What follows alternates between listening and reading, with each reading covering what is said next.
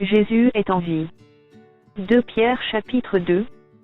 Il y a eu parmi le peuple de faux prophètes, et il y aura de même parmi vous de faux docteurs, qui introduiront des sectes pernicieuses, et qui, reniant le maître qui les a rachetés, attireront sur eux une ruine soudaine. Plusieurs les suivront dans leur dissolution, et la voie de la vérité sera calomniée à cause d'eux. Par cupidité, ils trafiqueront de vous au moyen de paroles trompeuses que menace depuis longtemps la condamnation, et dont la ruine ne sommeille point. Car, si Dieu n'a pas épargné les anges qui ont péché, mais s'il les a précipités dans les abîmes de ténèbres et les réserve pour le jugement.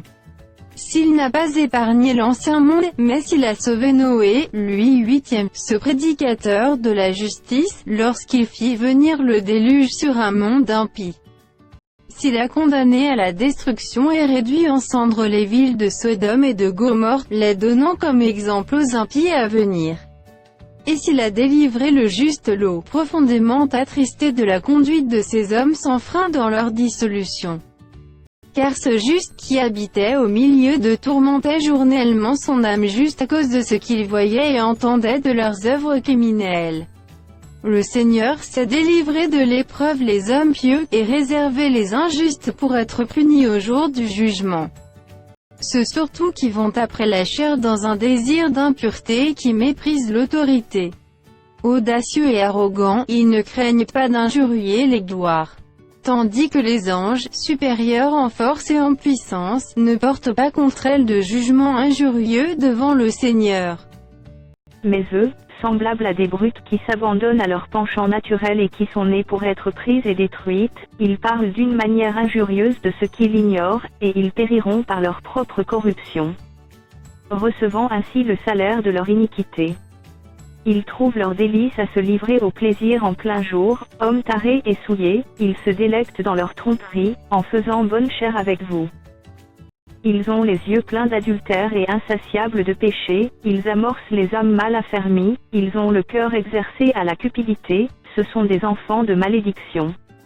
Après avoir quitté le droit chemin, ils se sont égarés en suivant la voie de Balaam, fils de Bosor qui aima le salaire de l'iniquité. Mais qui fut repris pour sa transgression, une ânesse muette, faisant entendre une voix d'homme, arrêta la démence du prophète.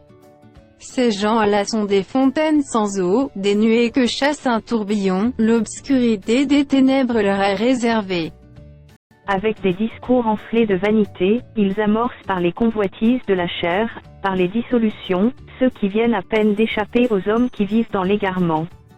Ils leur promettent la liberté, quand ils sont eux-mêmes esclaves de la corruption, car chacun est esclave de ce qui a triomphé de lui. En effet, si, après s'être retirés des souillures du monde, par la connaissance du Seigneur et Sauveur Jésus-Christ, ils s'y engagent de nouveau et sont vaincus, leur dernière condition est pire que la première. Car mieux valait pour eux n'avoir pas connu la voie de la justice que de se détourner, après l'avoir connu, du saint commandement qui leur avait été donné.